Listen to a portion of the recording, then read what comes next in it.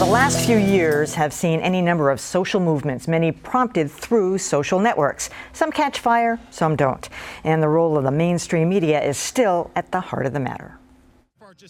Channel 5 was planning to ring in the holiday season last night with its annual live Christmas tree lighting. There's only one Holiday Lights, Boston's official tree lighting, live from Boston Common. But then a funny thing happened. News broke out. To the breaking news of the moment, Sky 5 is in the air over the Common. For days now, we've seen images like these.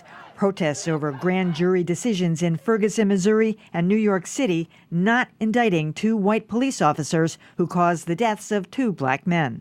I can't breathe! I can't breathe! I can't breathe! I can't breathe were chokehold victim Eric Garner's last words, a message that's getting heard. Changing how our officers talk with residents of the city, changing how they listen. It's a far cry from the Occupy Wall Street protests of 3 years ago, when the message was muddled. What exactly is their message? The one thing they don't have, a clear focus. There is no one leader of this group. The mainstream press was decidedly indifferent to Occupy, not covering the protests until 3 weeks in. And even then, it wasn't until police started arresting people. 700 people were arrested when they stormed the Brooklyn Bridge. While there's no consensus in the press over whether the grand juries got it wrong, almost everyone appears sympathetic to the larger movement. They wouldn't let us walk through Times Square. Maybe because the media has borne its fair share of police brutality. It does seem true to me. I went back and looked a lot of that Occupy. There was not hostility, but definitely kind of a negative vibe, I thought, from the mainstream media to the Occupy people because they were disdainful of their message or lack thereof. Whereas this message has morphed a little bit, but there's a theme that has run through it. And I think almost everybody has been extremely respectful in terms of listening to it, which is something that the media is not always so good at. No, I think you're absolutely right. And I think unlike the Occupy movement, the current protests that are going on are over a clearly identifiable and absolutely outrageous situation that's taking place across the country, not just in Ferguson and New York, but in Cleveland and in every city in America. I feel it being directed more at police than necessarily the lack of indictments. I mean, just at police in general. I could be wrong, but it seems like authority is kind of the issue because they're not held to the same standards. Right, and I mean, of course, there's two sides to that, obviously, because there have been some police actions that deserve to be criticized and scrutinized more closely than they have, but at the same time, police officers have an incredibly dangerous job, and that has to be respected as well. Well, I think who can be for police brutality? Exactly. So nobody's for that. So that's number one. Number two is, you know, we like the situation how we like it. So there are some identified people you can talk to. You know, there's some folks who can articulate what the issues are. And so that's an easier sell for mainstream media. Occupy was deliberately saying, we are not seeking political representation and you will not tell us who the leaders are, period. Now you figure out how to cover it. And so, you know, that's, I think, spoke to some of the coverage. Now, is that lazy? Yeah. Well, should it have been there? No. But, you know, that's the reality of the situation. That's how, at least that's how I read it. Well, I also think Occupy didn't have a clear message. As you said, there's a very clear message here. You know, stop police brutality. Don't do these kinds of things. What was the Occupy message? That there was too much of a wealth gap, that certain people should go to jail, that there should be indictments. It wasn't quite clear. And as you said, I mean, I hear NPR updates and they often say, here's Al Sharpton speaking. It wasn't clear who you get a clip from, who you get the bite from in the package, and whether he's the person you should get it from or not. The thing that matters is he takes the stage and he offers the opportunity to give a clip.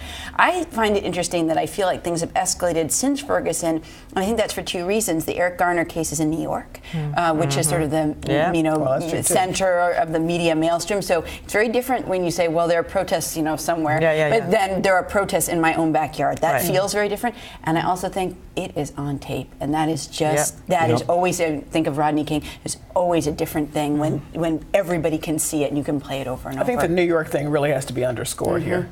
Mm-hmm. Yeah, I've been, to be honest with you, a little disappointed in the media coverage. Not all media do I expect what I'm about to describe.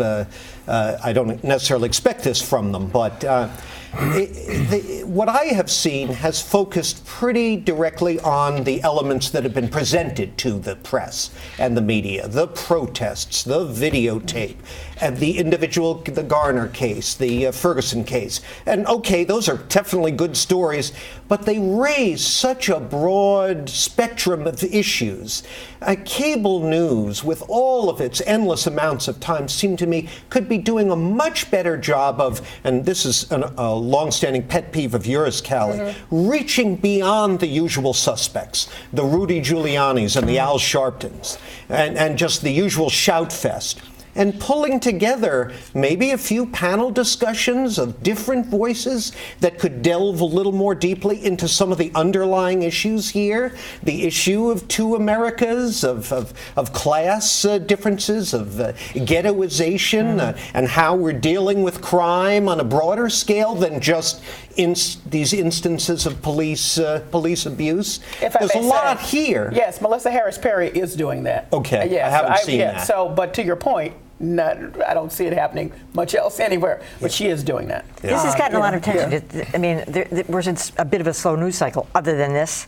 Or is the media going to just move beyond this? No, it isn't a blizzard, because I'm interested in the fact that Bill Cosby's story keeps exploding. But this is so intense because video, and I think, Kara, you cannot overlook the New York part of this, because I thought that when I said, okay, we got all the national people here, this is going to get a lot of attention, even aside from the videotape. Speaking to the New York point, the Cleveland stuff is probably the worst stuff that we've heard. That 12-year-old.